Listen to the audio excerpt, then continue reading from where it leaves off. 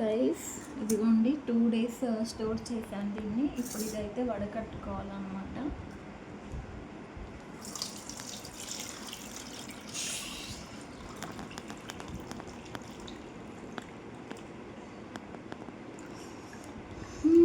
Smell అయితే సూపర్గా వస్తుంది గైస్. ఎక్స్పెక్ట్ చేసినంత బుర్రగా అయితే రాలేదు.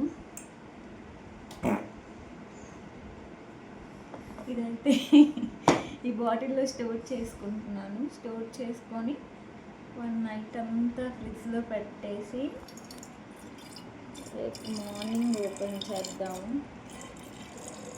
చూద్దాం షాంపియన్లో పొంగిద్దో పొంగదో.